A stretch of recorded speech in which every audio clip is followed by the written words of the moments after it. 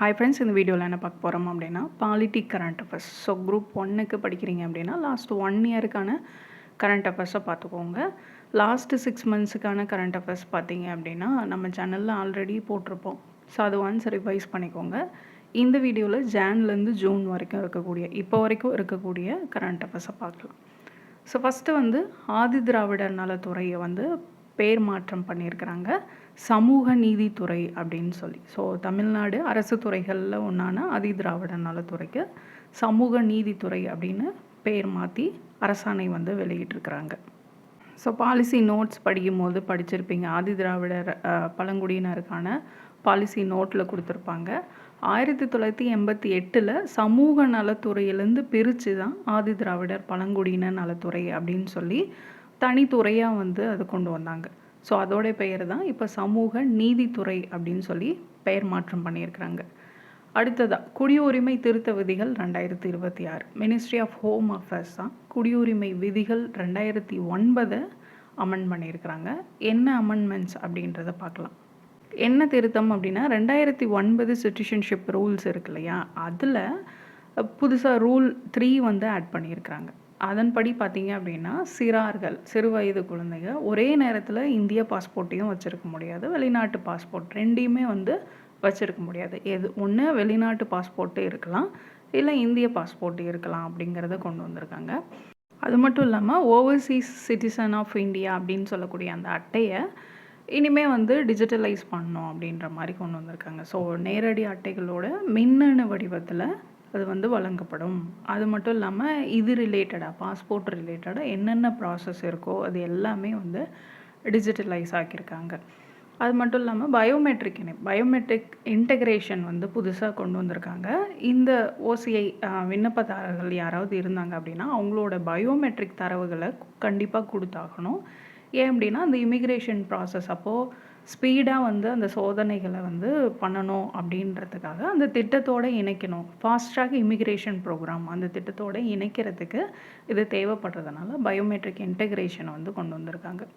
இப்போ ரீசெண்டாக ஒரு கேஸ் வந்தது இது ரிலேட்டடாக.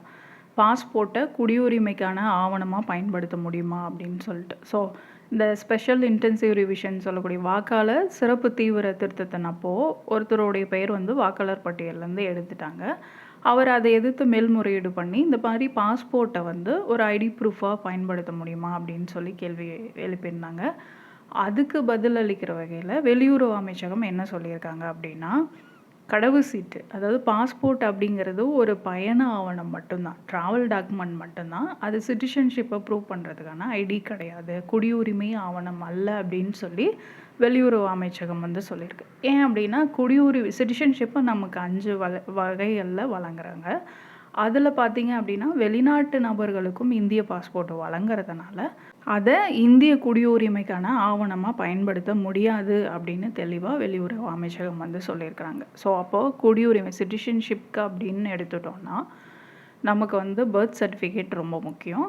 அது மட்டும் இல்லாமல் நாம் அந்த 5 வகைகளில் குடியுரிமை வாங்க முடியும் அப்படின்றதுல அதுக்கு தேவையான டாக்குமெண்ட்ஸை நம்ம கொடுக்கணும்.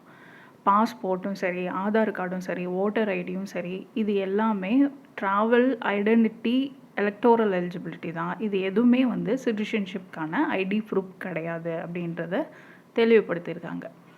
அடுத்ததாக உச்சநீதிமன்ற நீதிபதிகளுடைய எண்ணிக்கை திருத்த மசோதா 2026. ஸோ உச்சநீதிமன்றத்தோட அனுமதிக்கப்பட்ட நீதிபதிகளோட எண்ணிக்கையை இப்போ 34லேருந்து 38 உயர்த்துறதுக்கான திருத்தம் தான் இந்த திருத்தம். ஸோ தலைமை நீதிபதி உட்பட 34லேருந்து 38 உயர்த்துறதுக்கான பில் தான் இது. இப்போது இது எதில் திருத்தங்களை மேற்கொண்டிருக்காங்க அப்படின்னா, உச்சநீதிமன்ற நீதிபதிகளோட எண்ணிக்கை சட்டம் 1956 அமெண்ட்மெண்ட் பண்ணியிருக்காங்க. இது கடைசியாக 2019 தான் அமெண்ட் பண்ணாங்க. ஸோ அமெண்ட் பண்ணி 31லேருந்து உச்சநீதிமன்ற நீதிபதிகளோட எண்ணிக்கையை 31லேருந்து 34 உயர்த்தினாங்க. அதுக்கப்புறம் இப்போ தான் கொண்டு வந்திருக்காங்க 34லேருந்து 38 ஆக்கிறதுக்கான திருத்த மசோதா இது. இந்த மசோதாவுக்கு இப்போது மத்திய அமைச்சரவை ஒப்புதல் அளிச்சிருக்கிறாங்க. இந்த மசோதா மக்களவை மாநிலங்களவை ரெண்டுலேயுமே சிம்பிள் மெஜாரிட்டி மூலமாக நிறைவேற்றப்படணும். அதுக்கப்புறம் குடியரசுத் தலைவரோட ஒப்புதலை பெறணும். இந்த ஸ்டேஜில் தான் இருக்குது. ஆர்டிகிள் 124(1) என்ன சொல்லுது? ஒரு சட்டத்தின் மூலமா உச்சநீதிமன்ற நீதிபதிகளோட எண்ணிக்கைய அதிகரிக்கக்கூடிய அதிகாரம் யாருக்கு இருக்கு? நாடாளுமன்றத்துக்கு இருக்கு அப்படின்னு சொல்லக்கூடியது தான் இந்த ஆர்டிகிள் 124(1). இதுவே வந்து உயர்நீதிமன்ற நீதிபதிகளோட எண்ணிக்கையை வந்து அதிகரிக்கணும் அப்படின்னா அது குடியரசுத் தலைவர் வந்து அதிகரிப்பாங்க. அடுத்ததா India's first paperless judiciary state அப்படின்னு பார்த்தோம்னா, இந்தியாவுடைய முதல் முழுமையான காகிதமில்லா நீதித்துறை மாநிலம் அப்படின்னு பார்த்தோம்னா Sikkim. Full and full digitalise ஆக்கியிருக்காங்க. ஸோ எந்த ஒரு பேப்பருமே இல்லாமல் கேஸ் ஃபைல்ஸாக இருக்கட்டும், இப்போ இன்வெஸ்டிகேஷன் ஃபைல்ஸாக இருக்கட்டும், எல்லாமே பார்த்தீங்க அப்படின்னா டிஜிட்டலைஸ் ஆக்கியிருக்காங்க.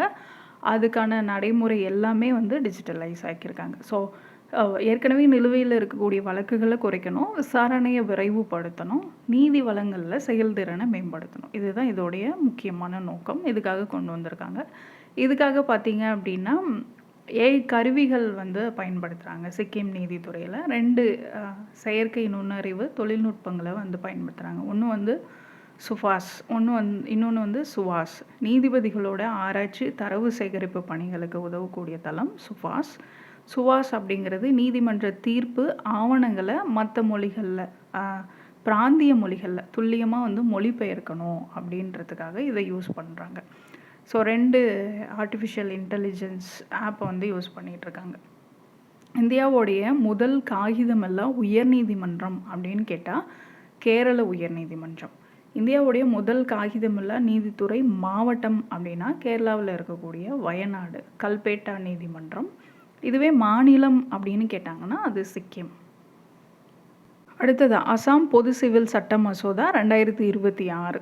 ஸோ உத்தரகாண்ட், குஜராத்துக்கு அப்புறமா இந்த பொது சிவில் சட்டத்தை நிறைவேற்றின 3வது மாநிலம் அப்படின்னா அசாம். சரிங்களா? First state in north east India. So இந்த யூனிஃபார்ம் சிவில் கோட் இதை பற்றி சொல்லக்கூடிய ஆர்டிக்கல் அப்படின்னு பார்த்தோன்னா டிபிஎஸ்பியில் இருக்கக்கூடிய 44. ஸோ அசாம் வந்து 3வதாக இந்த பொது சிவில் சட்டத்தை நிறைவேற்றின மாநிலம். அடுத்ததாக இந்தியாவின் முப்படைகளின் தலைமை தளபதி ஜென்ரல் என்எஸ் ராஜா சுப்ரமணி. ஸோ முதல் முறையாக ஒரு தமிழர் வந்து பொறுப்பேற்றிருக்கிறாரு. இதுக்கு முன்னாடி இந்த பதவியில் இருந்த ஜென்ரல் அனில் சௌஹான் அவர் வந்து ஓய்வு பெற்றதை தொடர்ந்து தான் இப்போ 3வது முப்படை தலைமை தளபதியாக ஜென்ரல் என்எஸ் ராஜா சுப்ரமணி வந்து பொறுப்பேற்றிருக்கிறாரு. இவர் இதுக்கு முன்னாடி 2025 வரைக்கும் பார்த்தீங்க அப்படின்னா நேஷனல் செக்யூரிட்டி கவுன்சில் செக்ரட்டரியேட்டில் மிலிட்ரி அட்வைசராக இருந்திருக்காரு. 2024 to 25 வரைக்கும் பார்த்தோம் அப்படின்னா வைஸ் சீஃப் ஆஃப் ஆர்மி ஸ்டாஃபாக இராணுவ துணை தளபதியாக வந்து பணியாற்றியிருக்காரு. ஸோ அவர் தான் இப்போ 3வது முப்படைகளுடைய தலைமை தளபதியாக நியமிச்சிருக்காங்க. அடுத்ததான் மனித கடத்தல் மற்றும் போக்சோ சட்டம். ஸோ இப்போ ரீசெண்டாக பார்த்தீங்க அப்படின்னா உச்சநீதிமன்றம் ஒரு தீர்ப்பு வழங்கியிருந்தாங்க போக்சோ ரிலேட்டடாக. என்ன அப்படின்னா வணிக ரீதியாக 18 வயசுக்கு உட்பட்ட ஒரு குழந்தைய பாலியல் சுரண்டலுக்காக கடத்துகிறாங்க அப்படின்ற பட்சத்தில் சம்மந்தப்பட்டவங்களை குற்றவாளிகளை போக்சோ சட்டத்தின் கீழே வழக்கு பதிவு பண்ணி நடவடிக்கை எடுக்கலாம் அப்படின்னு உச்சநீதிமன்றம் வந்து தீர்ப்பளிச்சிருக்குது. பிரஜ்வாலா அப்படின்ற தொண்டு நிறுவனம் தொடர்ந்த வழக்கில் தான் பார்திவாலா மகாதேவ நாடகன் அமர்வு இந்த உத்தரவை வந்து பிறப்பிச்சிருக்காங்க. அதாவது என்ன அப்படின்னா போக்சோ சட்டத்தோடு சேர்த்து பாரதிய நியாய சன்ஹிதா, அதுக்கப்புறம் பார்த்திங்கன்னா அந்த immoral traffic prevention act ITPA 1956 இந்த சட்டங்களின்படி குற்றவாளிகள் வந்து தண்டிக்கப்படலாம் அப்படின்னு சொல்லியிருக்கிறாங்க. இந்த மாதிரியான கடத்தல் வழக்குகளில் அந்த பாதிக்கப்பட்ட குழந்தைகளுடைய ஒப்புதல் கன்சன்ட் அப்படிங்கிறது எந்த விதத்துலையும் ஏற்றுக்கொள்ள முடியாது அப்படின்னு இருக்காங்க. ஸோ 18 வயசுக்கு உட்பட்ட குழந்தை எனக்கு சம்மதம் அப்படின்னு சொல்கிறதெல்லாம் ஏற்றுக்க முடியாது. இந்த மாதிரி பாதிக்கப்பட்ட குழந்தைகளுக்கு மீட்பு நடவடிக்கை மட்டும் போதாது, அவங்களுக்கு ஆர்டிகிள் 21 படி முறையான வாழ்வாதார மறுவாழ்வு வந்து வழங்கணும் அப்படிங்கிறத கட்டாயமாக்கியிருக்கிறாங்க. அடுத்ததாக ஆந்திர பிரதேச மறுசீரமைப்பு திருத்த மசோதா 2026. ஆந்திர பிரதேசம் ரீஆர்கனைசேஷன் அமெண்ட்மெண்ட் பில் 2026. ஸோ இதுக்கு வந்து குடியரசுத் தலைவர் ஒப்புதல் வழங்கினாங்க ஏப்ரல் 6, 2026. ஏப்ரல் 7, 2026 அஃபிஷியல் கெசட்டில் வெளியிட்டு அதை வந்து சட்டமாக்கியிருக்கிறாங்க. என்ன சட்டம் அப்படின்னா அமராவதி ஆந்திர பிரதேசத்தோடைய நிரந்தரமான தலைநகர் அப்படிங்கிறதுக்காக கொண்டு வந்தது தான் இந்த பில்லு. ஸோ 2014 ஆந்திரா வந்து பிரிக்கப்படும்போது ஆந்திரா பிரதேச மறுசீரமைப்பு சட்டம் 2014ன்னு கொண்டு வந்து அதில் பிரிவு 5ன் படி பார்த்தீங்க அப்படின்னா ஹைதராபாத் நகரம் வந்து 10 வருஷத்துக்கு 2 மாநிலங்களுக்கும் பொதுவான தலைநகராக இருக்கும். அதுக்கப்புறம் ஆந்திராவுக்கு ஒரு புதிய தலைநகரம் வந்து அமைக்கப்படும் அப்படின்னு சொல்லி 2014 கொண்டு வந்தாங்க. அதில் தான் இப்போ வந்து ஒரு திருத்தம் கொண்டு வந்தாங்க. என்ன திருத்தம் அப்படின்னா, ஒரு புதிய தலைநகரம் அமைக்கப்படும் அப்படின்னு சொன்னாங்களே, அதுக்கு பதிலாக அமராவதி புதிய தலைநகரமாக இருக்கும் அப்படின்னு சொல்லி மாற்றினாங்க.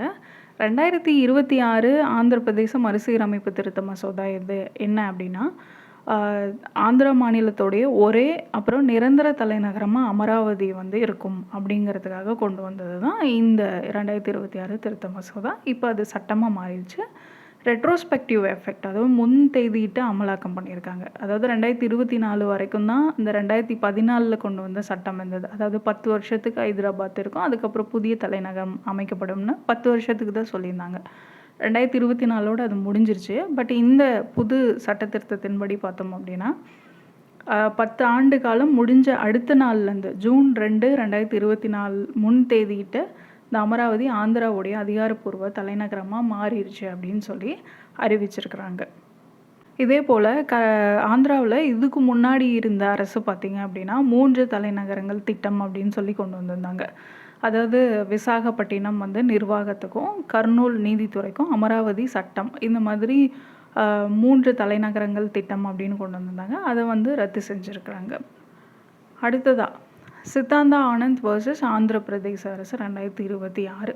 ஸோ இந்து மதம், பௌத்தம், சீக்கியம் தவிர வேறு எந்த மதத்தை ஃபாலோ பண்ணுறவங்களா இருந்தாலும் அவங்கள பட்டியல் ஜாதி சமூகத்தோடைய உறுப்பினராக அங்கீகரிக்க முடியாது. ஸோ அவங்கள வந்து ஷெட்யூல் கேஸ்டில் கொண்டு வர முடியாது. நீங்கள் ஒன்று இந்து மதமாக இருக்கணும், இல்லை பௌத்த மதமாக இருக்கணும், இல்லை சீக்கிய மதமாக இருக்கணும். வேறு எந்த மதத்தை ஃபாலோ பண்ணாலும் அவங்க வந்து எஸ்சியாக கன்சிடர் பண்ண முடியாது அப்படின்னு சொல்லி இந்த வழக்கில் வந்து உச்சநீதிமன்றம் சொல்லியிருக்காங்க. இந்த வழக்கோடைய பேக்ரவுண்ட் என்ன அப்படின்னா, ஆந்திர பிரதேசம் குண்டூர் மாவட்டத்தை சேர்ந்தவர் சித்தாந்தா ஆனந்த் அப்படின்றவர். அவர் பார்த்திங்க அப்படின்னா மாதிகா அப்படின்ற பட்டியல் ஜாதி சமூகத்தை சேர்ந்தவர். கிறிஸ்துவ மதத்துக்கு மாறுறாரு. 10 வருஷத்துக்கு மேலே ஒரு பாஸ்டராக பணியாற்றிட்டு வராரு. 2021 உள்ளூர் வேறு ஒரு சமூகத்தை சார்ந்தவங்க வந்து அவருடைய ஜாதி பெயரை சொல்லி இழிவுபடுத்தியிருக்காங்க. அவர் என்ன பண்ணுறாரு, எஸ்சி எஸ்டி வன்கொடுமை தடுப்பு சட்டத்தின் கீழே வழக்கு பதிவு செய்கிறாங்க. ஸோ இதில் ஆந்திர உயர்நீதிமன்றம் என்ன தீர்ப்பு வழங்குறாங்க அப்படின்னா, இந்த வழக்கை வந்து ரத்து பண்ணுறாங்க. ஸோ கிறிஸ்துவ மதத்தில் ஜாதி முறை கிடையாது அப்படின்றதுனால கிறிஸ்துவராக மாறிய ஒருத்தர் வந்து எஸ்சி எஸ்டி சட்டத்தின் கீழே பாதுகாப்பு கோர முடியாது அப்படின்னு சொல்லி உயர்நீதிமன்றம் தீர்ப்பளிக்குது. இதை எதிர்த்து உச்சநீதிமன்றம் போகிறாரு. உச்சநீதிமன்றம் தான் இந்த தீர்ப்பை வந்து வழங்கியிருக்காங்க. அதாவது என்ன அப்படின்னா, அரசியலமைப்பு பட்டியல் ஜாதியினர் ஆணை 1950 அதன் கீழே வராத ஒரு மதத்துக்கு மாறினதுக்கு அப்புறம் ஆந்திர பிரதேசத்துடைய மடிகா சமூகத்தை சேர்ந்த ஒருத்தர் இதை பயன்படுத்தி, இந்த மதத்தை சமூகத்தை பயன்படுத்தி ஜாதி அந்தஸ்தை கோர முடியாது அப்படின்றத தெளிவாக சொல்லியிருக்கிறாங்க. இந்திய அரசியலமைப்பு சட்டம் பட்டியல் ஜாதியினர் ஆணை 1950 படி இந்து, சீக்கம், பௌத்த மதங்களை சார்ந்தவங்க மட்டும்தான் பட்டியல் இனத்தவராக கருதப்படுவாங்க. இதே மாதிரி இந்த 3 மதங்களை தாண்டி வேறு மதத்துக்கு மாறக்கூடிய ஒருத்தர் வந்து பட்டியல் ஜாதியருக்கான இடஒதுக்கீடும் கேட்க முடியாது. வன்கொடுமை தடுப்பு சட்டம் மாதிரியான எந்த ஒரு பாதுகாப்பையும் பெற தகுதியற்றவர் அப்படிங்கிறது சொல்லியிருக்கிறாங்க. ஸோ இந்த ஆணை பார்க்குறோம் இல்லையா, 1950 அரசியலமைப்பு பட்டியல் ஜாதியினர் ஆணை அப்படின்னு. அதில் முதல்ல 1950 பார்க்கும்போது இந்து மதம் மட்டும்தான் சேர்த்துருந்தாங்க. இந்து மதத்தை சார்ந்து வேறு யாருமே வந்து எஸ்சியாக கன்சிடர் பண்ண முடியாது அப்படிங்கிறது. அப்புறம் 1956 ஒரு நாடாளுமன்ற திருத்தத்தின் மூலமாக சீக்கிய மதம் வந்து சேர்த்தாங்க. 1990 திருத்தத்தின் மூலமாக பௌத்த மதம் வந்து சேர்த்துருந்தாங்க. ஸோ அந்த இயர் ஞாபகம் வச்சுக்கோங்க. அரசியலமைப்போடைய பிரிவு 341 என்ன சொல்லுது, எந்தெந்த ஜாதிகள், இனங்கள் அல்லது பழங்குடியினரை அதிகாரப்பூர்வ பட்டியல் ஜாதியினரை கருதணும் அப்படின்ற வரையறுக்கக்கூடிய அதிகாரம் யாருக்கு இருக்குது அப்படின்னா இந்திய குடியரசுத் தலைவருக்கு இருக்குது. ஆரம்ப கட்ட குடியரசுத் தலைவர் பட்டியலை வந்து வெளியிட்டதுக்கு அப்புறமா சட்டத்தின் மூலமாக பட்டியல் ஜாதியினர் பட்டியலில் இருந்து சமூகங்களை சேர்க்கவோ அல்லது நீக்கவோ யாருக்கு அதிகாரம் இருக்குது அப்படின்னா இந்திய நாடாளுமன்றத்துக்கு மட்டும்தான் இருக்குது. ஆனால் இப்போ சொன்னாங்க இல்லையா, இது எதுவுமே வந்து எஸ்டிக்கு பொருந்தாது. கான்ஸ்டியூஷன் ஷெட்யூல்டு ட்ரைப்ஸ் ஆர்டர் 1950 அதை பேஸ் பண்ணி இந்த ரிலீஜன் பேஸ்டு ரெஸ்ட்ரிக்ஷன் எதுவுமே வந்து பழங்குடியின மக்களுக்கு கிடையாது. இது எல்லாமே வந்து பட்டியல் ஜாதியினருக்கு மட்டும்தான், பழங்குடியினருக்கு கிடையாது. அவங்க என்னதான் மதம் மாறினாலும் அவங்களுடைய கலாச்சாரத்தை, அவங்களுடைய பழக்க வழக்கங்களை அவங்க வந்து பாதுகாப்பாங்க அப்படின்றதுனால அவங்களுக்கு இதுலேருந்து விலக்கு அளிக்கப்பட்டிருக்கு. இது எல்லாமே வந்து பட்டியலின மக்களுக்கான தீர்ப்பு தான். இதே போல் ஒருத்தர் இன்னொரு மதத்துலேருந்து தன்னோட சொந்த மதத்துக்கே திரும்பவும் மாறுறார் அப்படின்ற பட்சத்தில் முறையான ஆவணங்கள் இருந்தது அப்படின்னா அவரை வந்து எஸ்சியாக கன்சிடர் பண்ணலாம் அப்படின்றதும் சொல்லியிருக்காங்க. இதில் ஒன்று தெரிஞ்சுக்க வேண்டியது என்ன அப்படின்னா, இந்த எஸ்சி தகுதி அப்படிங்கிறது மாநிலம் இல்லை அந்த யூனியன் பிரதேசத்துக்கானது மட்டும்தான். அது வந்து ஒரு முழுமையான தேசிய அங்கீகாரம்லாம் கிடையாது.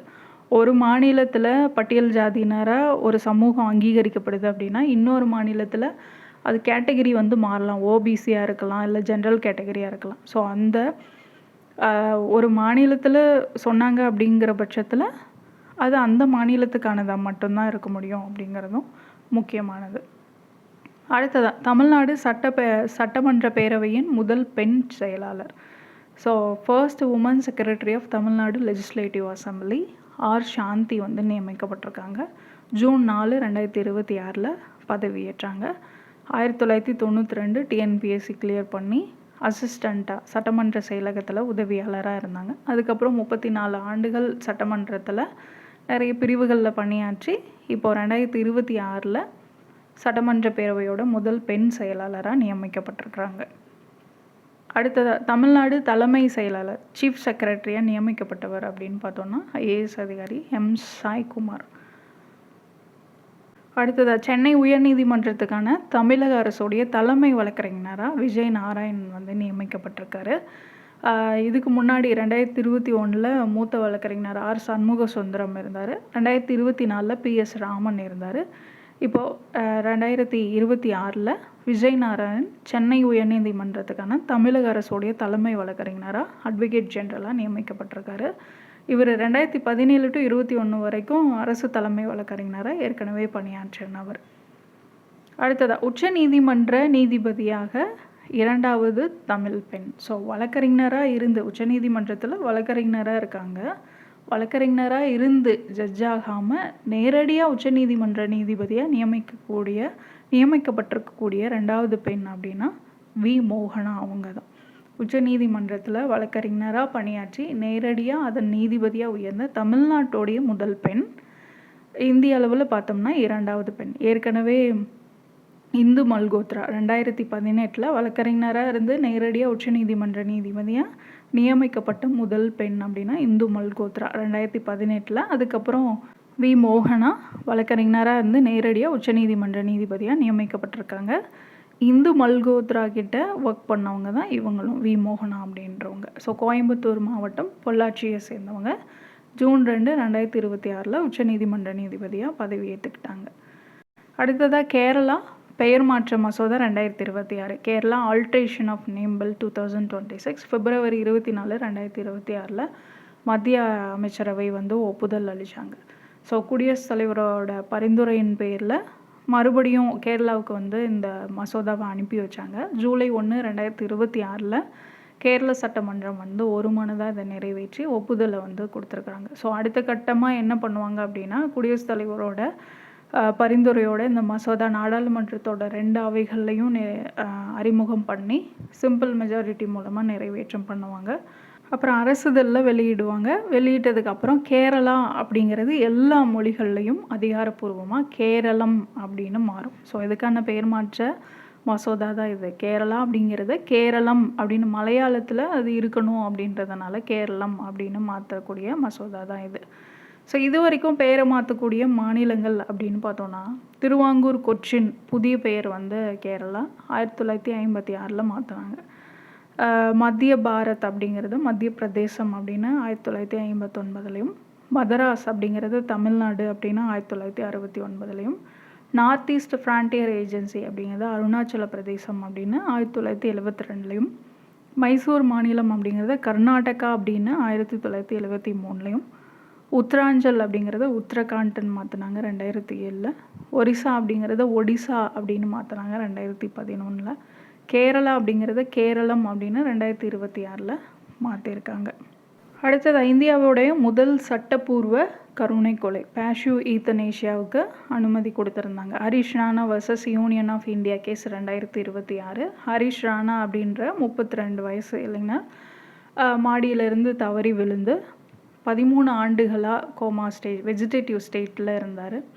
ஸோ அதுக்கு தான் கருணை கொலை பண்ணோம் அப்படின்னு சொல்லி அவங்க பெற்றோர்கள் மனு அளிச்சிருந்தாங்க. ஸோ அந்த வழக்கில் தான் இந்த கருணை கொலை செய்கிறதுக்கான அனுமதியை உச்சநீதிமன்றம் வந்து கொடுத்துருந்தாங்க. ஸோ இந்தியாவில் கருணை கொலை செய்கிறதுக்கு உச்சநீதிமன்றம் அனுமதி அளிக்கிறது இதுதான் முதல் முறை. அதுவும் பேசிவ் ஈத்தனேஷியா தான். ஆக்டிவ் ஈத்தனேஷியாவுக்கு இந்தியாவில் அனுமதி கிடையாது.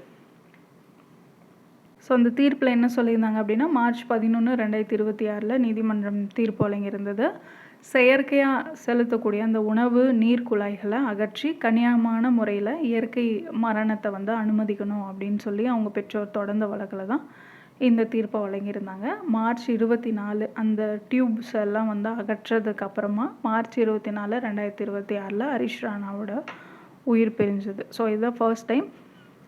அண்ணா ஷான்பாக் அப்படின்ற அவங்களுடைய வழக்கில் தான் பார்த்தீங்க அப்படின்னா கருணை கொலைக்கான செயலற்ற கருணை கொலைக்கான வழிகாட்டுதல்கள் வந்து வெளியிட்டிருந்தாங்க. ஸோ கருணை கொலைக்கு பர்மிஷன் கொடுத்தது இந்த கேஸில் தான். அடுத்ததான் மத்திய உளவுத்துறையின் புதிய தலைவராக மூத்த ஐபிஎஸ் அதிகாரி மகேஷ் தீக்ஷித் வந்து நியமிக்கப்பட்டிருக்காரு. 1993 பேட்சை ஐபிஎஸ் அதிகாரி, ஆந்திர பிரதேச கேடரை சேர்ந்தவர். இதுக்கு முன்னாடி இந்த பதவியில் மத்திய உளவுத்துறையுடைய தலைவராக யார் இருந்தாங்க அப்படின்னு பார்த்தோன்னா தபுன் குமார் தேஹா இருந்தார். அவருக்கு பதிலாக தான் மகேஷ் தீக்ஷித் வந்து நியமிக்கப்பட்டிருக்காரு. இவருடைய பதவிக்காலம் 2 ஆண்டுகள். அடுத்ததான் மேகதாது அணை திட்டமும் தமிழக அரசுடைய சட்டமன்ற தீர்மானமும். ஸோ கர்நாடகா வந்து மேகதாதுவில் அணை கட்ட ட்ரை பண்ணிகிட்ருக்காங்க, அதை தடுக்கணும். மத்திய அரசு வந்து இதுக்கு ஒப்புதல் அளிக்கக்கூடாது அப்படிங்கிறத வலியுறுத்தியும் ஜூன் 19, 2026 தமிழக அரசு ஒரு தீர்மானம் கொண்டு வராங்க. அந்த தீர்மானம் வந்து ஒருமனதாக நிறைவேற்றம் பண்ணப்படுது. ஸோ இது நிறைய வந்து பார்க்கணும். 1990 ஜூன் 2 அன்னைக்கு காவேரி நதிநீர் தீர்ப்பாயம் வந்து அமைக்கிறாங்க. காவேரி வாட்டர் டிஸ்பியூட் ட்ரிபியூனல் வந்து அமைக்கிறாங்க. இந்த தீர்ப்பாயம் 1991 இடைக்கால தீர்ப்பு வந்து வழங்குறாங்க. அதாவது என்ன அப்படின்னா, தமிழகத்துக்கு 205 டிஎம்சி தண்ணியை வந்து கொடுக்கணும் அப்படின்னு சொல்லிட்டு. ஆனால் 2007 இறுதி தீர்ப்பு வழங்குது. அதில் தமிழகத்துக்கு வந்து 192 டிஎம்சி வந்து தண்ணி வழங்கணும் அப்படின்னு சொல்லி இந்த காவிரி நதிநீர் தீர்ப்பாயம் வந்து தீர்ப்பு வழங்குது. இதை எதிர்த்து உச்சநீதிமன்றத்தில் வழக்கு தொடரப்படுது. அதில் உச்சநீதிமன்றம் என்ன தீர்ப்பு வழங்குறாங்க அப்படின்னா, 2018 பிப்ரவரியில் இறுதி தீர்ப்பை வந்து மாற்றி அமைக்கிறாங்க. அதாவது ஒவ்வொரு வருஷமும் கர்நாடகா வந்து தமிழகத்துக்கு 177.25 டிஎம்சி கொடுத்தா போதும், தண்ணீரை வந்து திறந்து விடணும் அப்படின்னு சொல்லி உத்தரவிடுறாங்க. ஸோ காவிரி நதிநீர் தீர்ப்பாயம் சொன்னது 192 டிஎம்சி, அதை வந்து 177.25 டிஎம்சியாக உச்சநீதிமன்றம் வந்து குறைஞ்சது. ஸோ பெங்களூரோட குடிநீர் தேவைக்காக இந்த மாற்றம் வந்து செய்யப்படுது அப்படின்னு சொல்லியிருந்தாங்க. உச்சநீதிமன்றம் அவங்களோட தீர்ப்பில் என்ன சொன்னாங்க, அடுத்த 15 ஆண்டுகளுக்கு அதாவது 2033 வரைக்குமே காவிரியில் இப்போ இருக்கக்கூடிய நீர் ஓட்டத்தை உறுதி செய்யணும், புதிய கட்டுமானங்கள் எதையுமே வந்து மேற்கொள்ளக்கூடாது அப்படிங்கிறத தெளிவாக சொல்லியிருந்தாங்க. ஆனாலுமே இப்போ வந்து கர்நாடகா என்ன பண்ணுறாங்க அப்படின்னா, மேகதாது அணையை கட்டுறதுல தீவிரமாக இருக்காங்க. ஸோ இதை எதிர்த்தும் மத்திய அரசு வந்து இதுக்கு ஒப்புதல் வழங்கக்கூடாது அப்படின்றத வலியுறுத்தியும் தான் தமிழக சட்டமன்றத்தில் தீர்மானம் வந்து கொண்டு வந்திருக்காங்க. ஸோ 2018 காவிரி நதிநீர் மேலாண்மை ஆணையம் வந்து அமைச்சாங்க. மத்திய மாநில நதிநீர் தீர்ப்பாய சட்டம் அப்படின்னு பார்த்தோன்னா இந்திய அரசியலமைப்போட சட்டப்பிரிவு 262 கீழே 1956 இயற்றினாங்க. Interstate river water dispute act 1956. இதன்படி தான் இந்த காவேரி நதிநீர் தீர்ப்பாயம் 1990 வந்து அமைச்சிருப்பாங்க. இந்த மேகதாது அணை கட்டுறதுனால தமிழ்நாட்டுக்கு வரக்கூடிய உபரி நீர் வந்து தடுக்கப்படும். இதனால் டெல்டா பகுதிகள் எல்லாமே வந்து தேவையான தண்ணீர் வராது. அதனால் பாதிக்கப்படும். 33,000 ஏக்கர் வனப்பகுதி வந்து இதன் மூலமாக அழிக்கப்படும் அப்படின்றத சொல்லியிருக்காங்க. இந்த தீர்மானத்தில் புதிய நடுவர் மன்றம் அமைக்கணும் அப்படின்னும் சொல்லியிருக்காங்க. அது 2026 மார்ச் 4லேயே, அதாவது புதிய அரசு வரதுக்கு முன்னாடி இருந்த அரசுமே பார்த்தீங்க அப்படின்னா மத்திய அரசுக்கு கோரிக்கை விடுத்திருந்தாங்க. புதிய நடுவர் மன்றம் வந்து அமைக்கணும் அப்படிங்கிறது.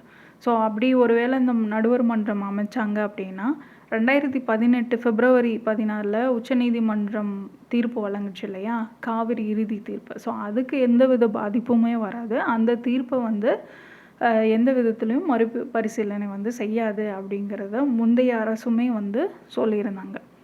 அடுத்ததாக 2025ஆம் ஆண்டுக்கான தேசிய பஞ்சாயத்து விருது national panchayat awards 2025 union ministry of Panchayat Raj தான் வந்து வழங்குறாங்க.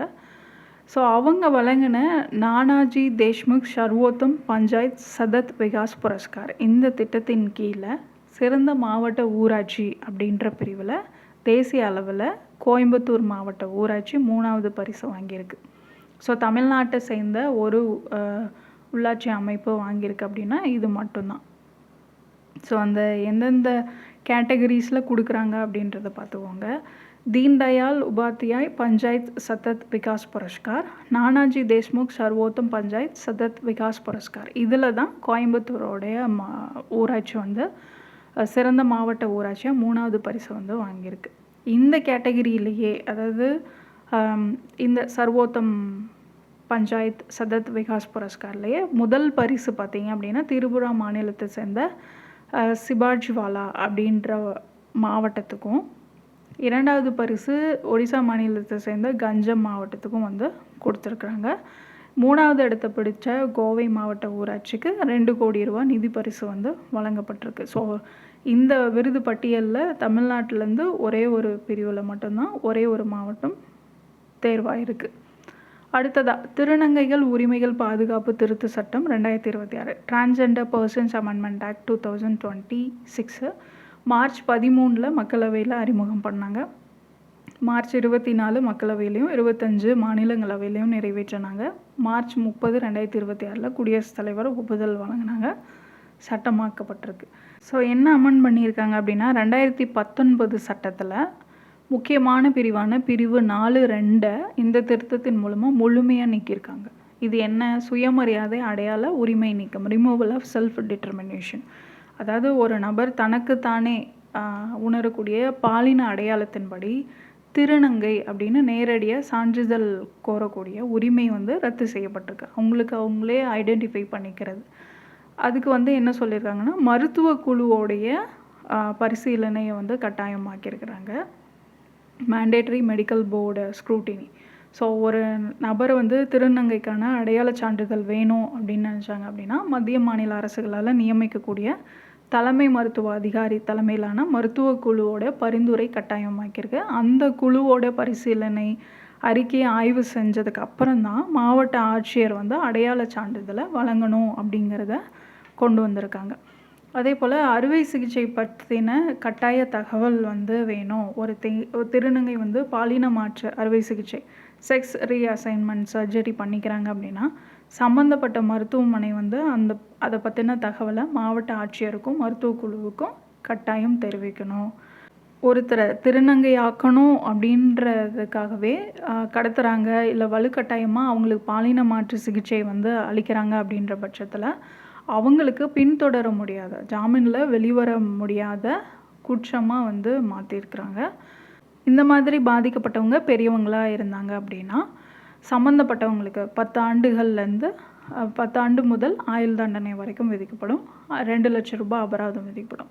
பாதிக்கப்பட்டவங்க குழந்தையாக இருந்தாங்க அப்படின்ற பட்சத்தில் சம்மந்தப்பட்டவங்களுக்கு கட்டாய ஆயுள் தண்டனையும் குறைந்தபட்சம் 5 லட்சம் அபராதமும் வந்து விதிக்கப்படும் அப்படின்றத சொல்லியிருக்காங்க. ஸோ இதை எதிர்த்து நிறைய வழக்குகள் வந்து தொடர்ந்து இருக்காங்க. இந்த வழக்கை மே 2026 உச்சநீதிமன்றம் வந்து விசாரித்தாங்க. அதுக்கு விளக்கம் கேட்டு மத்திய அரசுக்கு வந்து நோட்டீஸ் அனுப்பியிருக்காங்க. ஸோ இதில் நால்சா வர்சஸ் யூனியன் ஆஃப் இந்தியா அப்படின்னு சொல்லி 2014 ஒரு வழக்கு வந்திருக்கும். அதில் தான் அந்த சுய பாலின அடையாள உரிமை அப்படிங்கிறது ஆர்டிக்கிள் 21 படி அடிப்படை உரிமை அப்படிங்கிறத உச்சநீதிமன்றம் சொல்லியிருப்பாங்க. அதுக்கு எதிரானது தான் இந்த இப்போ கொண்டு வந்திருக்கக்கூடிய அமெண்ட்மெண்ட் அப்படின்னு சொல்லி தான் நிறைய வழக்குகள் வந்து தொடரப்பட்டிருக்கு. அடுத்ததாக Lucknow public school versus state of Uttar Pradesh 2026. So இது என்ன வழக்கு அப்படின்னு பார்த்தோன்னா, உத்தரப்பிரதேச மாநில அரசோடைய கல்வித்துறை இலவச கட்டாய கல்வி அந்த உரிமை சட்டத்தின் கீழே ஒரு மாணவியை லக்னோவில் இருக்கக்கூடிய தனியார் சுயநிதி பள்ளிக்கு வந்து அட்மிஷனுக்காக அனுப்புகிறாங்க. நீங்கள் அங்கே போய் ஜாயின் பண்ணிக்கோங்க அப்படின்னு சொல்லிட்டு. ஆனால் அந்த ஸ்கூல் என்ன பண்ணுறாங்க அப்படின்னா, உங்களோட எலிஜிபிலிட்டி வந்து கரெக்டாக இல்லை அப்படின்றத சொல்லி அட்மிஷன் தராமல் இழுத்தடிச்சிட்டே இருந்திருக்காங்க. ஸோ இதில் அலகாபாத் உயர் நீதிமன்றம் வந்து பள்ளிக்கு எதிராக தீர்ப்பளிக்கிறாங்க. அரசுக்கு ஆதரவாகவும் பள்ளிக்கு எதிராகவும். இதில் பள்ளி நிர்வாகம் வந்து உச்சநீதிமன்றத்தில் மேல்முறையீடு செய்யுது. அதில் உச்சநீதிமன்றம் என்ன சொல்கிறாங்க அப்படின்னா, ஏப்ரல் 28, 2026 தீர்ப்பளிக்கிறாங்க. அரசு ஒரு மாணவருடைய தகுதியின் அடிப்படையில் தேர்வு பண்ணி ஒரு பள்ளிக்கு அனுப்புகிறாங்க அப்படிங்கிற பட்சத்தில் அந்த மாணவங்களுடைய தகுதியை மறு ஆய்வு செய்யக்கூடிய மேல்முறையீட்டு அதிகாரம் அந்த பள்ளிக்கு கிடையாது. ஸோ அவங்களுக்கு கண்டிப்பாக அட்மிஷன் வந்து கொடுக்கணும் அப்படிங்கிறத உச்சநீதிமன்றம் வந்து தீர்ப்பு அளிச்சிருக்கிறாங்க. அதாவது அரசாங்கம் பட்டியலை அனுப்பினதுக்கு அப்புறமா எந்தவித தாமதமும் இல்லாமல் அட்மிஷன் கொடுக்கணும். கல்வி உரிமை சட்டத்தின் கீழே நலிவடைந்த பிரிவினருக்கு வழங்கக்கூடிய 25% இடஒதுக்கீட்டை முறையாக வந்து செயல்படுத்தணும். அப்படி செயல்படுத்தலை அப்படின்னா பிரிவு 21A கீழே வழங்கக்கூடிய கல்வி உரிமை அப்படிங்கிறது வெறும் வெற்று பேச்சாக போயிடும் அப்படின்னு சொல்லியிருக்காங்க. ஸோ குழந்தைகளுக்கான இலவச கட்டாய கல்வி உரிமை சட்டம் 2009 6லேருந்து 14 வயசுக்கு உட்பட்ட குழந்தைகளுக்கு வந்து இலவச கட்டாய கல்வியை வந்து வழங்குது. இந்த சட்டம் தனியார் பள்ளிகளில் பொருளாதார ரீதியாக நலிவடைந்த பிரிவினருக்கும் பின்தங்கிய குழுக்களுக்கும், அதாவது எக்கனாமிக்கலி வீக்கர் செக்ஷனுக்கும் டிஸ்அட்வான்டேஜ்டு குரூப்ஸுக்கும் ப்ரைவேட் ஸ்கூலில் 25% இடஒதுக்கீட்டை வந்து கட்டாயமாக்குறது தான் இந்த சட்டம். ஸோ இதன்படி 25% இடஒதுக்கீடு வழங்கப்படணும், உடனே வந்து அட்மிஷன் கொடுக்கணும் அப்படின்னு சொல்லி உச்சநீதிமன்றம் வந்து சொல்லியிருக்காங்க. அடுத்ததாக right to promotion consideration fundamental right. பதவி உயர்வுக்கான பரிசீலனை உரிமை அப்படிங்கிறது அடிப்படை உரிமை அப்படின்னு உச்சநீதிமன்றம் வந்து சொல்லியிருக்காங்க. அரசியலமைப்போடைய பிரிவு 14, 16 இந்த பிரிவுகளின் கீழே தகுதி இருக்கக்கூடிய ஊழியர்கள் பதவி உயர்வுக்காக நியாயமான முறையில் பரிசீலிக்கப்பட வேணும் அப்படின்னு சொல்லி நீதிமன்றம் வந்து சொல்லியிருக்காங்க. இது வந்து ஒரு அடிப்படை உரிமை தான். பதவி உயர்வது அப்படிங்கிறத உறுதி செய்யப்பட்ட உரிமை இல்லை. ஆனால் பதவி உயர்வுக்கான நியாயமான பரிசீலனை அப்படிங்கிறது ஒரு பாதுகாக்கப்பட்ட உரிமை அப்படின்னு நீதிமன்றம் வந்து தெளிவுபடுத்தியிருக்காங்க.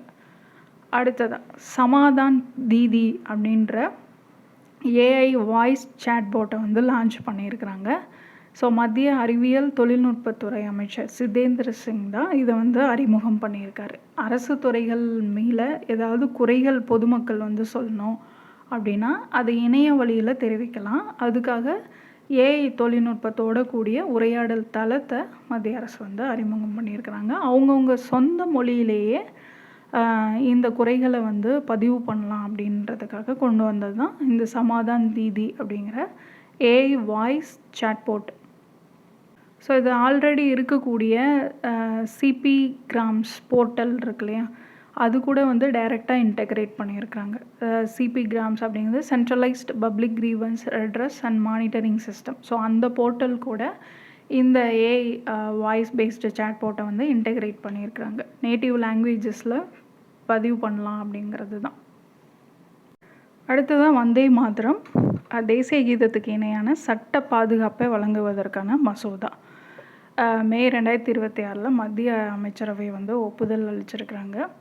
என்ன அப்படின்னா, இந்த திருத்தம் நாடாளுமன்றத்தில் நிறைவேற்றினதுக்கு அப்புறமா வந்தே மாதரம் பாட்டை பாடும்போது திட்டமிட்டு யாராவது வந்து இடையூறு விளைவிக்கிறாங்க இல்லை அதை அவமதிக்கிறாங்க அப்படின்னா அது குற்றமாக கருதப்பட்டு 3 ஆண்டுகள் வரைக்கும் சிறை தண்டனையோ இல்லை அபராதமோ இல்லை ரெண்டுமே வந்து விதிக்கப்படும் அப்படிங்கிறது தான் இந்த திருத்தம். ஏற்கனவே எந்த சட்டத்தின் கீழே இந்த பாதுகாப்பு வழங்கப்படுது அப்படின்னா 1971 தேசிய கௌரவ சின்னங்கள் அவமதிப்பு தடுப்பு சட்டம், prevention of insults to national honour act 1971.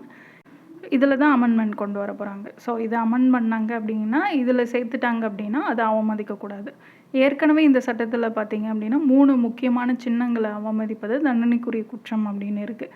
ஒன்று நேஷ்னல் ஃப்ளாக், இன்னொன்று கான்ஸ்டியூஷன் ஆஃப் இந்தியா, இன்னொன்று தேசிய கீதம் நேஷ்னல் ஆந்தம். இதெல்லாம் வந்து அவமதிக்கக்கூடாது, அது தண்டனைக்குரிய குற்றம் அப்படின்னு இருக்குது. அதில் வந்து இப்போ வந்தே மாதரம் பாடலையும் வந்து சேர்க்க போகிறாங்க. 2026 உள்துறை அமைச்சகம் வந்து இந்த பாடலுக்கான வழிகாட்டுதல்களை வந்து வெளியிட்டிருந்தாங்க. அதாவது வந்தே மாதரம் பாடல் உருவாக்கி 150 ஆண்டுகள் நிறைவடைஞ்சதை ஒட்டி தான், அதாவது 2025 நவம்பர் டு 2026 நவம்பர் வரைக்கும் அந்த நாள் வந்து கொண்டாடினாங்க. 150வது ஆண்டு கொண்டாட்டம் வந்து நிறைவடைஞ்சுது. ஸோ அதை தொடர்ந்து நிறைய வழிகாட்டுதல்கள் வந்து வெளியிட்டிருக்காங்க. அதன்படி பார்த்தீங்க அப்படின்னா, அரசு விழாக்களில் தேசிய கீதத்துக்கு முன்னாடி வந்தே மாதரம் பாடல் முழுமையாக பாடணும். 3 நிமிஷத்துக்கு இருக்கும். அதை வந்து முழுமையாக பாடணும். இந்த பாடல் பாடும்போது எல்லாருமே வந்து எழுந்து நின்று மரியாதை செலுத்தணும் அப்படிங்கிற மாதிரி நிறைய வழிகாட்டுதல்கள் வந்து கொடுத்துருக்குறாங்க. வந்தே மாதரம் பாடல் பற்றி பார்த்தோம் அப்படின்னா, பங்கிம் சந்திர சாட்டர்ஜி அவளால் இயற்றப்பட்டது தான் இந்த பாடல். 1870களில் சமஸ்கிருதமில் எழுதியிருப்பாங்க. ஸ்கிரிப்ட் வந்து வங்காள ஸ்கிரிப்டை வந்து யூஸ் பண்ணியிருப்பாங்க. 1882 வெளியான ஆனந்த மடம் அப்படின்ற நாவலில் இதை வெளியிட்டாங்க. பட் அதுக்கு முன்னாடியே எழுதுனது 82 தான் வெளியிடப்பட்டிருக்கும். அந்த நாவலில் இருந்து தான் இந்த பாட்டை எடுத்துருந்துருப்பாங்க. முதல்ல 1896 கொல்கத்தா இந்திய தேசிய காங்கிரஸ் மாநாட்டில் இந்த பாட்டை பாடினாங்க. அதுக்கப்புறம் பார்த்தீங்க அப்படின்னா 1950 ஜனவரி 24 இதுக்கு இந்திய அரசியலமைப்பு அந்தஸ்து, அதாவது தேசிய பாடல் அப்படின்ற அந்தஸ்து வந்து கொடுத்துருந்தாங்க. ஓகே, அடுத்ததாக உச்சநீதிமன்ற கொலிஜியம் குழு. ஸோ குழுவோடைய புதிய 5வது உறுப்பினராக நீதிபதி PS நரசிம்மா வந்து நியமிக்கப்பட்டிருக்காரு. இவருடைய ஓய்வு நாளான மே 2, 2028 வரைக்கும் இவர் இந்த பதவியில் இருப்பார். ஏற்கனவே இந்த கொலிஜியம் குழுவில் இருந்த மூத்த நீதிபதி JK மகேஸ்வரி வந்து ஜூன் 2026 ஓய்வு பெற்றாங்க. அதை தொடர்ந்து தான் குழுவோடைய புதிய 5வது உறுப்பினராக PS நரசிம்மா வந்து நியமிக்கப்பட்டிருக்காரு. ஏற்கனவே இருக்கக்கூடியவங்க அப்படின்னு பார்த்தோன்னா, நீதிபதி சூரியகாந்த் இந்திய தலைமை நீதிபதி, அவர் தலைவராக இருக்கார். நீதிபதி விக்ரம்நாத், நீதிபதி PV நாகரத்னா, நீதிபதி MM சுந்தரேஷ். இப்போ PS நரசிம்மா வந்து புதிய உறுப்பினராக ஜாயின் பண்ணியிருக்காரு. ஸோ உச்சநீதிமன்றம் உயர்நீதிமன்றங்களுக்கான அந்த நீதிபதிகளை நியமிக்கிறது, அவங்களுக்கான பதவி உயர்வு, அவங்களுடைய இடமாற்றம், இந்த மாதிரியான முக்கிய முடிவுகளை இந்த கொலிஜியம் குழு தான் முடிவெடுத்து மத்திய அரசுக்கு பரிந்துரைப்பாங்க. ஸோ அந்த குழுவோடைய உறுப்பினராக தான் நரசிம்மா வந்து நியமிக்கப்பட்டிருக்காரு. அடுத்ததாக மாற்றுத்திறனாளிகள் உரிமை சட்டம் 2016, rights of persons with disabilities act 2016. இந்த ஆக்டை நாம் ஏன் இப்போ பார்க்குறோன்னா, Shaheen Malik versus union of India 2026 வழக்கில் உச்சநீதிமன்றம் சொன்ன வரையறை தான் இந்த ஆக்டை வந்து நம்ம பார்க்க வேண்டியதாக இருக்குது. மாற்றுத்திறனாளிகள் உரிமை சட்டம் 2016 கீழே அமில வீச்சினால் பாதிக்கப்பட்டவங்க அப்படிங்கிற சட்டப்பூர்வ வரையறையை விரிவுபடுத்தியிருக்காங்க, அதாவது எக்ஸ்பேண்ட் பண்ணியிருக்காங்க. அதை ஆசிட் அட்டாக் விக்டிம்ஸ் அப்படிங்கிறத எக்ஸ்பேண்ட் பண்ணியிருக்காங்க அந்த டெஃபினிஷனை. அதாவது 2016 மாற்றுத்திறனாளிகள் உரிமை சட்டத்தோடைய அட்டவணையில் உடலில் வெளிப்புறமாக அமிலம் ஏதாவது வீசப்பட்டு முகமோ இல்லை உடலோ வந்து சிதைக்கப்பட்டிருந்தால் மட்டும்தான் அவங்க அமில வீச்சால் பாதிக்கப்பட்டவங்க அப்படின்ற ஒரு வரையறை அதை அங்கீகரிச்சிருந்தாங்க. பட் இந்த கேஸில் உச்சநீதிமன்றம் என்ன தீர்ப்பு வழங்கியிருக்கு அப்படிங்கிறது, கட்டாயமாக அமிலம் குடிக்க வைக்கப்படுறாங்க இல்லையா, இல்லை வலுக்கட்டாயமாக அமிலம் செலுத்தப்பட்ட, அதாவது forcible acid injection or administration, அதாவது குடிக்க வைக்கிறது இல்லை அவங்களுக்கு இன்ஜெக்ஷன் மூலமாக செலுத்துறது, இந்த மாதிரியான நபர்களும் இனி இந்த சட்டத்தின் கீழே அமில வீச்சால் பாதிக்கப்பட்டவங்க தான் அப்படின்னு முழுமையாக அங்கீகரிக்கப்படுவாங்க அப்படின்ற வரையறையை விரிவுபடுத்தியிருக்காங்க. பாதிக்கப்பட்ட நபருக்கு வெளியில் எந்தவித தழும்போ முகச்சிதைவோ இல்லைன்னா கூட அவங்களோட உள் உறுப்புகள் வந்து பாதிக்கப்பட்டிருந்தது, தீவிர பாதிப்புகள் இன்டர்னல் இன்ஜுரிஸ் வந்து அதிகமாக இருக்குது அப்படின்ற பட்சத்தில் அவங்க வந்து மாற்றுத்திறனாளிகளாக கருதப்படுவாங்க அப்படிங்கிறத சொல்லியிருக்காங்க. ஆசிட் அட்டாக் விக்டிம்ஸ் அப்படிங்கிறத சட்டப்பூர்வ வரையறையை விரிவுபடுத்தியிருக்காங்க. இதை எந்த அதிகாரத்தின் கீழே உச்சநீதிமன்றம் சொன்னது அப்படின்னா ஆர்டிக்கல் 142 முழுமையான நீதி அப்படிங்கிறது. அதாவது உச்சநீதிமன்றத்துக்கான முழு அதிகாரத்தின் மூலமாக நாடாளுமன்றத்தோட அதிகாரப்பூர்வ திருத்தம் வர வரைக்கும் இந்த தீர்ப்பு ஒரு கருதப்பட்ட சட்ட திருத்தமாக அமல்படுத்தப்படும் அப்படின்றாங்க. டீம்டு அமெண்ட்மெண்ட் அப்படிங்கிறது. அந்த திருத்தம் வர வரைக்கும் இது நடைமுறையில் இருக்கும் இவங்க சொன்னது. ஸோ இதுவுமே வந்து ரெட்ரோஸ்பெக்டிவ் எஃபெக்ட் தான். அதாவது இந்த சட்டம் எப்போ வந்து 2016 அப்போலேருந்தே இந்த சட்டம் வந்து அதாவது இவங்க சொன்ன இந்த கருத்து வந்து நடைமுறைக்கு வந்துச்சு அப்படின்றத சொல்லியிருக்காங்க. அதாவது ஏன் அப்படின்னா கடந்த காலங்களில் பாதிக்கப்பட்டவங்களும் இந்த மாற்றுத்திறனாளி சான்றிதழும் அரசு சலுகைகளும் பெற முடியும். அதாவது பாதிக்கப்பட்ட நபர்களுக்கு இலவசமாக மருத்துவ சிகிச்சையோ இல்லை மறுவாழ்வு நிதி உதவியோ மாற்றுத்திறனாளிகளுக்கான அந்த அடையாள அட்டையோ இடஒதுக்கீடு இருக்கு இல்லையா அதுவுமே வந்து கிடைக்கும் அப்படிங்கிறதுக்காக 2016 ரெட்ரோஸ்பெக்டிவ் எஃபெக்டை வந்து சொல்லியிருக்காங்க. முன் தேதியிட்டு அமல்படுத்தக்கூடியது இது. அடுத்ததாக தேசிய பஞ்சாயத்து ராஜ் தினம் 2026 ஒவ்வொரு வருஷமும் ஏப்ரல் 24 கொண்டாடுறாங்க. இந்த வருஷம் பார்த்திங்க அப்படின்னா 33 வருடங்கள் வந்து நிறைவடைஞ்சிருக்குது இந்த பஞ்சாயத்து ராஜ் ஆக்ட் கொண்டு வந்து.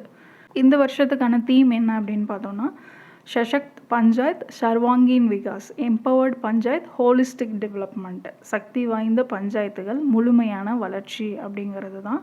2024க்குள்ளே வீக்ஷித் பாரத் அப்படின்ற தொலைநோக்கு பார்வையை அடைவதற்கும் நிலையான வளர்ச்சி இலக்குகளை உள்ளூர் மயமாக்குவதிலையும் கிராம் ஸ்வராஜ் மூலம் டிஜிட்டல் ஆளுகையை வலுப்படுத்துவதிலையும் கவனம் செலுத்துறது தான் 2026க்கான தீம். அடுத்ததாக சிந்தி மொழியில் இந்திய அரசியலமைப்பு. ஸோ முதல் முறையாக இந்திய அரசியலமைப்பை சிந்தி மொழியில் அறிமுகம் பண்ணியிருக்கிறாங்க. அதை வந்து குடியரசு துணைத் தலைவர் சிபி ராதாகிருஷ்ணன் வந்து வெளியிட்டிருந்தார். ஸோ சுதந்திரத்துக்கு அப்புறமா தேவநாகரி எழுத்துருவில் சிந்தி மொழியில் தேவநாகரி ஸ்கிரிப்டு சிந்தி மொழியில் அரசியலமைப்பை வெளியிடுறது இதுதான் வந்து முதல் முறை. ஸோ சிந்தி மொழியோட சிறப்பு அப்படின்னு பார்த்தோம்னா 21வது திருத்தம் 1967 சிந்தி மொழி 15வது மொழியாக இந்திய அரசியலமைப்புடைய 8வது அட்டவணையில் சேர்த்தாங்க. 1950 அரசியலமைப்பு நடைமுறைக்கு வந்தப்போ 14 மொழிகள் இருந்தது. சிந்தி மொழி 21வது அரசியலமைப்பு சட்ட திருத்தத்தின் மூலமாக 15வது மொழியாக 8வது அட்டவணையில் வந்து சேர்த்துருந்தாங்க. அடுத்ததாக டீலிமிட்டேஷன் பில் 2026. ஸோ 131வது அரசியலமைப்பு திருத்த மசோதா, அப்புறம் தொகுதிகள் மறுவரையறை மசோதா, யூனியன் பிரதேசங்களின் சட்ட திருத்த மசோதா 2026. இந்த மாதிரி 3 பில்லை வந்து ஏப்ரல் 16, 2026 இன்ட்ரோடியூஸ் பண்ணாங்க.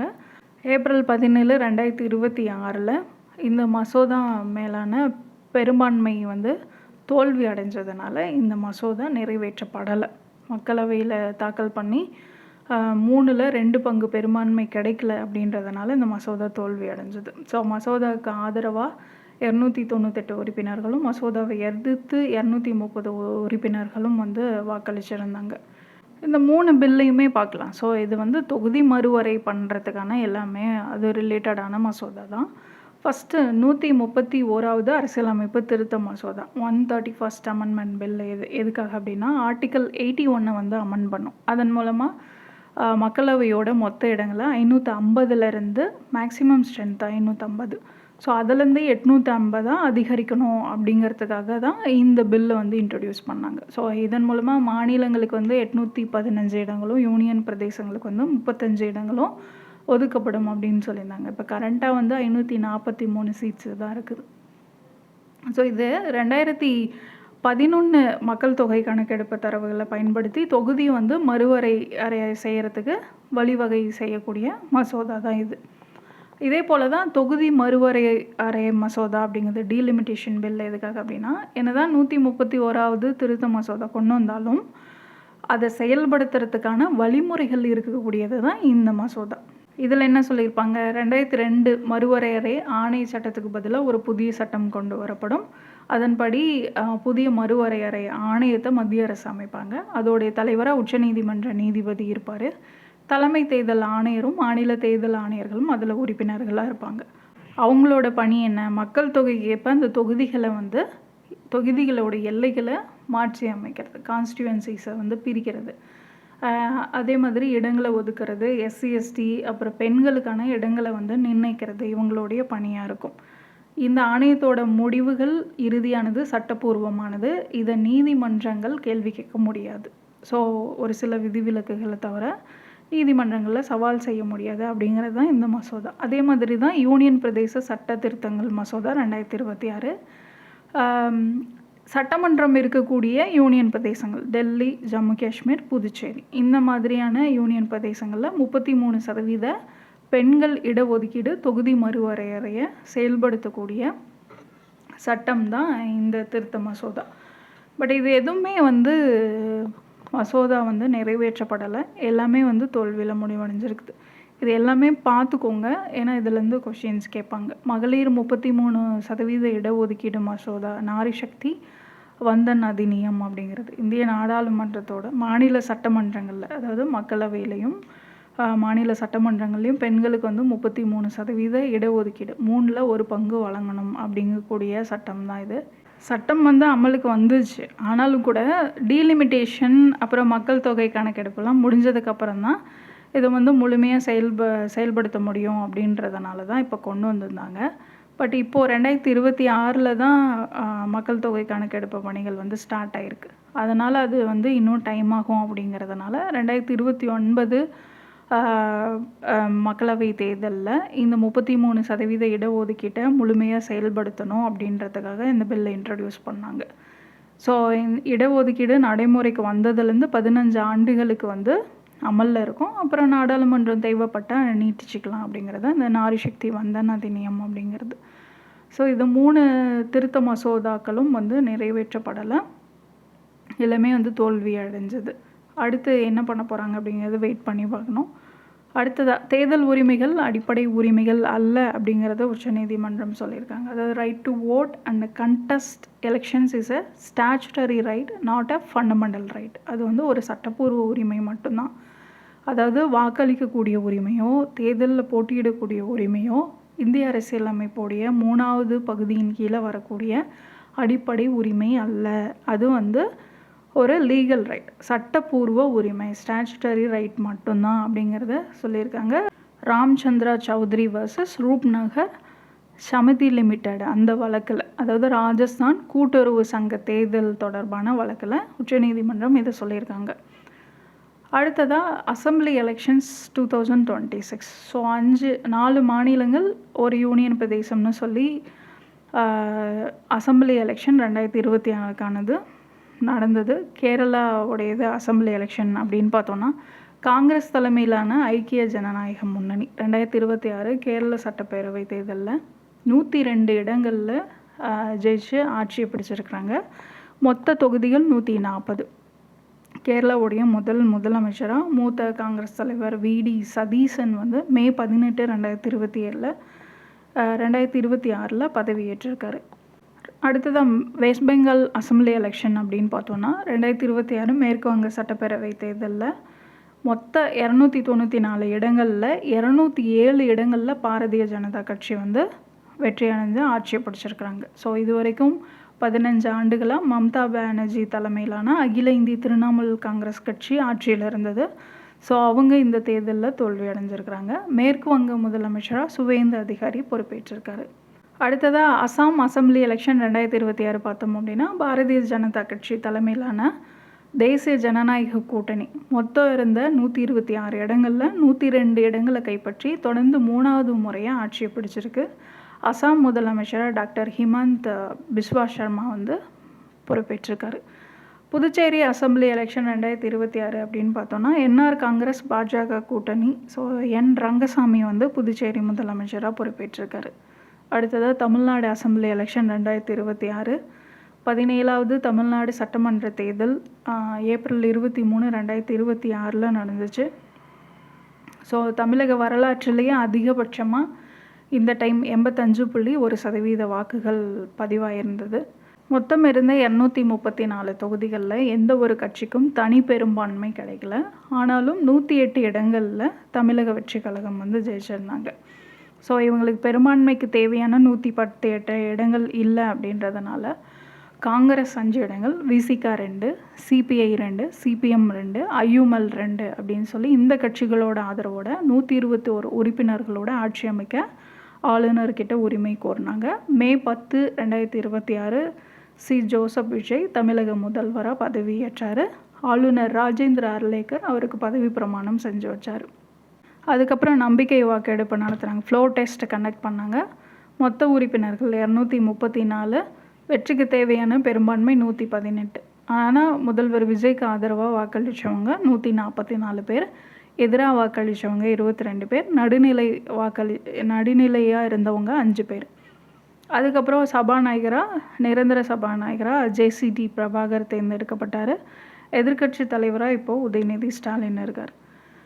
தமிழக அமைச்சரவை அப்படின்னு பார்த்தோன்னா முதல்வர் விஜய் பொது நிர்வாகம் அவர் பார்த்துக்குவார். என். ஆனந்த் ஊரக வளர்ச்சி நீர்வளத்துறை, ஆதவ் அர்ஜுனா பொதுப்பணி நெடுஞ்சாலை விளையாட்டுத்துறை, கேஜி அருண்ராஜ் சுகாதாரத்துறை, கேஏ செங்கோட்டையன் வருவாய் மற்றும் பேரிடர் மேலாண்மை, வெங்கட்ரமணன் உணவுத்துறை, நிர்மல்குமார் மின்சாரம் நீதிமன்றங்கள் சிறைத்துறை, ராஜ்மோகன் பள்ளிக்கல்வித்துறை செய்தித்துறை, டாக்டர் டி.கே. பிரபு இயற்கை வளங்கள் துறை, கீர்த்தனா தொழில்துறை, விஸ்வநாதன் உயர்கல்வித்துறை, ராஜேஷ்குமார் சுற்றுலாத்துறை, ஷாஜகான் சிறுபான்மையினர் நலத்துறை, வன்னியரசு சமூக நீதித்துறை, விஜய் தமிழன் பார்த்திபன் போக்குவரத்து துறை, ராஜ்குமார் வீட்டு வசதி நகர்ப்புற வளர்ச்சித்துறை, சம்பத்குமார் பிற்படுத்தப்பட்டோர் மிகவும் பிற்படுத்தப்பட்டோர் சீர்பரவினர் துறை, விஜய் பாலாஜி கைத்தறி துணிநூல் காதி, விக்னேஷ் மதுவிலக்கு ஆயத்தீர்வைத்துறை, தென்னரசு வெளிநாடு வாழ் தமிழர்கள் நலத்துறை, முகமது பர்வேஷ் தொழிலாளர் நலத்துறை, காந்திராஜ் கூட்டுறவுத்துறை, ஜெகதீஸ்வரி சமூக நலத்துறை, வினோத் வேளாண்மைத்துறை, விஜயலட்சுமி பால்வளத்துறை, சரத்குமார் மனிதவள மேலாண்மைத்துறை, ரமேஷ் இந்து சமய அறநிலைத்துறை, மதன் ராஜா குறு சிறு நடுத்தர தொழில்கள் துறை, மரி வில்சன் நிதித்துறை, ஸ்ரீநாத் மீன்வளத்துறை, கமலி கால்நடைத்துறை, குமார் செயற்கை நுண்ணறிவு தகவல் தொழில்நுட்பத்துறை, ரஞ்சித் குமார் வனத்துறை, லோகேஷ் தமிழ்ச்செல்வன் வணிக வரி பத்திரப்பதிவுத்துறை, ராஜு சுற்றுச்சூழல் காலநிலை மாற்றத்துறை. ஸோ இதுதான் தமிழக அமைச்சரவையோட பட்டியல். எந்த ஒரு கவர்மெண்ட்டுமே அவங்க ரிலேட்டடான கொஷின்ஸ் கேட்கணும்னு நினைப்பாங்க. ஸோ இவங்க ரிலேட்டடாக இருக்கக்கூடிய ஸ்கீம்ஸு, இவங்க என்னென்ன கொண்டு வந்தாங்க அப்படிங்கிறது, இவங்க என்னென்ன அமைச்சர்களாக இருக்காங்க அப்படிங்கிறது, இதெல்லாம் தெளிவாக பார்த்துக்கோங்க. அடுத்ததாக பீகாரோடைய முதலமைச்சராக சாம்ராஜ் சௌத்ரி பொறுப்பேற்றிருக்காரு. பீகாரோடைய முதல் பாஜக முதலமைச்சர். ஏற்கனவே இருந்த நிதிஷ்குமார் மாநிலங்களவை உறுப்பினராக தேர்ந்தெடுக்கப்பட்டார். அவருக்கு பதிலாக தான் சாம்ராஜ் சௌத்ரி பீகாரோட முதலமைச்சராக தேர்ந்தெடுக்கப்பட்டிருக்காரு. அடுத்ததாக இந்தியாவில் மிக நீண்ட காலம் பதவி வகிக்கும் பிரதமர். ஜூன் 10, 2026 பிரதமர் மோடி அவருடைய பதவி காலத்தில் 4399 நாட்களை கடந்து நாட்டோடைய முதல் பிரதமர் ஜவஹர்லால் நேருவோடைய சாதனையை முறியடிச்சிருக்காரு. அதாவது அதிக நாட்கள் பதவியில் இருந்து பிரதமர் அப்படிங்கிறது. ஜவஹர்லால் நேரு பார்த்தோம் அப்படின்னா 4398 நாட்கள் பதவியில் இருந்திருப்பார். ஸோ அந்த சாதனையை பிரதமர் மோடி முறியடிச்சிருக்காரு. ஸோ நாட்டோடைய பிரதமராக முதல்ல 2014 மே 26 பதவியேற்றார். தொடர்ந்து 2014, 19, 24 பொது தேர்தல்களில் வெற்றி பெற்று இப்போ 4399 நாட்களை கடந்து இந்தியாவில் மிக நீண்ட காலம் பதவி வகிக்கும் பிரதமர் அப்படின்ற சாதனையை படைச்சிருக்காரு. அடுத்ததாக Maniyar Ilyas versus Ayyappan and others இந்த வழக்கை பற்றி தான் பார்க்க போகிறோம்.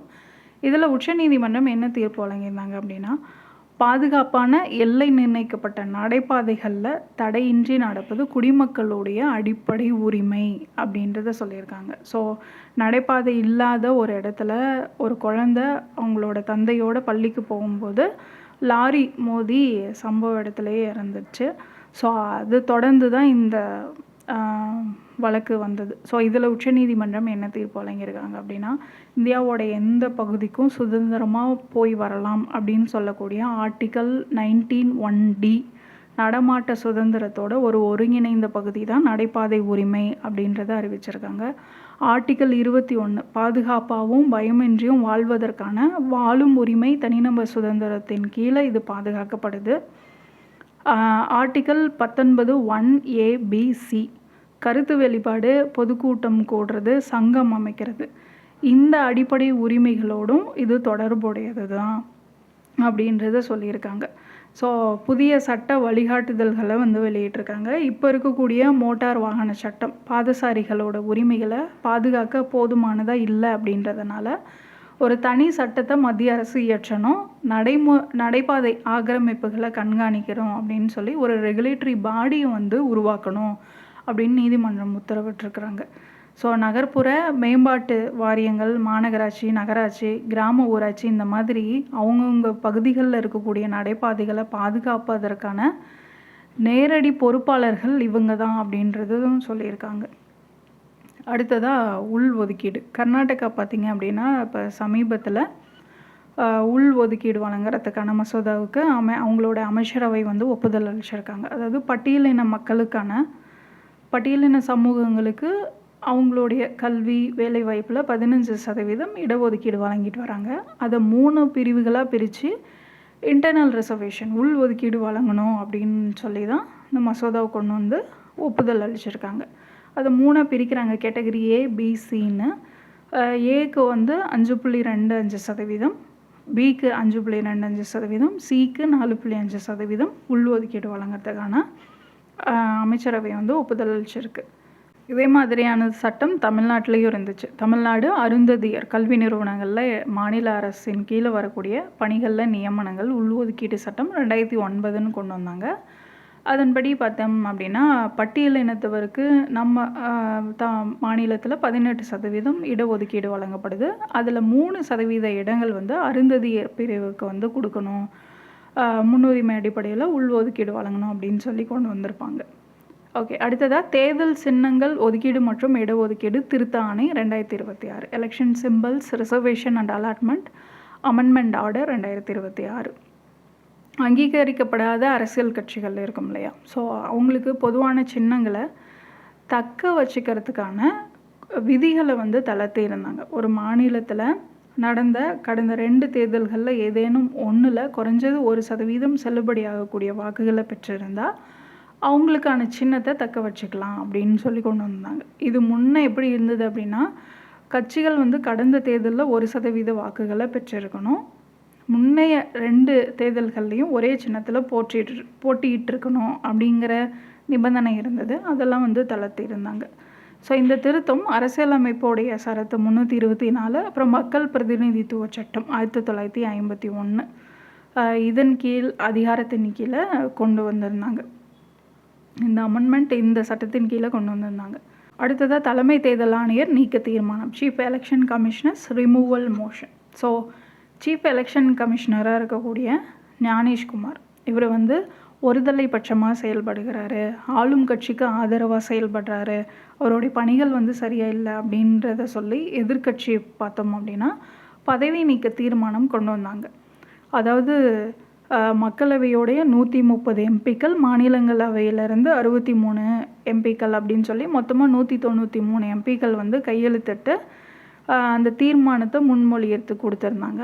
ஆனால் பொதுவாகவே பார்த்திங்கன்னா குறைந்தபட்சமாக மக்களவையில் 100 எம்பிக்களும் மாநிலங்களவையில் 50 எம்பிக்களும் தீர்மானத்தில் கையெழுத்திட்டு இருந்தாலே போதும், அந்த தீர்மானத்தை முன்மொழிய முடியும். இவங்க 193 பேர் வந்து கையெழுத்திட்டு இருந்தாங்க. பட் இந்த தீர்மானம் வந்து நிறைவேற்றப்படலை. அதாவது மாநிலங்களவை தலைவரும் மக்களவை தலைவரும் அதை ஏற்றுக்கவே இல்லை, நிராகரிச்சிட்டாங்க. ஒருவேளை இதை வந்து தீர்மானம் ஏற்றுக்கிட்டு விவாதம் நடைபெற்றிருந்தது அப்படின்னா முதல் முறையாக இந்திய தலைமை தேர்தல் ஆணையர் மீது பதவி நீக்கம் கொண்டு வந்தது இது முதல் முறையாக இருந்திருக்கும். அந்த மாதிரி எதுவும் கொண்டு வரல. தலைமை தேர்தல் ஆணையரை நீக்கக்கூடிய முறை அரசியலமைப்போடைய பிரிவு 324(5) படி உச்சநீதிமன்ற நீதிபதியை நீக்கும் முறைக்கு இணையானது. So removal of chief election commissioner same as a supreme court judge under article 324(5). அடுத்ததாக தமிழ்நாடு மத்திய மாநில அரசுகளுக்கு இடையிலான உறவுகள் பற்றி ஆராயணும் அப்படின்னு சொல்லி 3 பேர் கொண்ட உயர்நிலை குழுவை ஏப்ரல் 15, 2025 அமைச்சிருந்தாங்க. யாருடைய தலைமையில்? உச்சநீதிமன்ற முன்னாள் நீதிபதி குரியன் ஜோசப் தலைமையில் குழு அமைச்சிருந்தாங்க. இவங்களுடைய அறிக்கையோடைய முதல் பகுதியை February 16, 2026 சப்மிட் பண்ணியிருக்கிறாங்க. ஸோ முதல் கட்ட அறிக்கையில் மாநில சுயாட்சியை வலுப்படுத்துறது, ஆளுநர்களுடைய அதிகார வரம்புக்கு காலக்கெடு விதிக்கிறது, ஒரே நாடு ஒரே மொழி கொள்கையை தவிர்க்கிறது, நாடாளுமன்ற தொகுதி மறுவரையறையை 2126 வரைக்கும் ஒத்தி வைக்கிறது, இந்த மாதிரியான நிறைய பரிந்துரைகள் இதில் வந்து வழங்கப்பட்டிருந்தது. ஸோ அந்த 3 பேர் கொண்ட குழு அப்படின்னா தலைமை குரியன் ஜோசப், அசோக் வர்தன் ஷெட்டி, அப்புறம் நாகநாதன், இவங்க 2 பேரும் வந்து உறுப்பினர்களாக இருந்திருப்பாங்க. ஸோ திமுக அரசு இருந்தப்போ இந்த குழு வந்து அமைச்சிருந்தாங்க. அடுத்ததாக 77வது குடியரசு தின விழா ஜனவரி 26 கோலாகலமாக கொண்டாடப்பட்டது. 150 ஆண்டுகள் வந்தே மாதரம் பாட்டு நிறைவடைந்ததை தொடர்ந்து சுதந்திரத்தின் மந்திரம் வந்தே மாதரம் அப்படின்ற தீமில் இந்த குடியரசு தின விழா வந்து கொண்டாடினாங்க. வளத்தின் மந்திரம் தற்சார்பு இந்தியா அப்படின்னு சொல்லி. ஸோ 77வது குடியரசு தின அணிவகுப்பில் மாநிலங்கள் யூனியன் பிரதேசங்களுக்கான பிரிவில் சிறந்த அலங்கார ஊர்திக்கான முதன்மை விருது மகாராஷ்டிரா மாநிலத்துக்கு கொடுத்துருந்தாங்க. இந்த குடியரசு தின விழாவுடைய சிறப்புகள் அப்படின்னா முதல் முறையாக ஐரோப்பிய ஒன்றிய இராணுவ அணிவகுப்பு வந்து நடந்தது. ஸோ இது வரைக்கும் எப்போவுமே இல்லாத மாதிரி European union military staff and naval force வந்து ஒரு சிறப்பு படைப்பிரிவு இந்திய படைகளோடு சேர்ந்து அணிவகுத்து போனாங்க.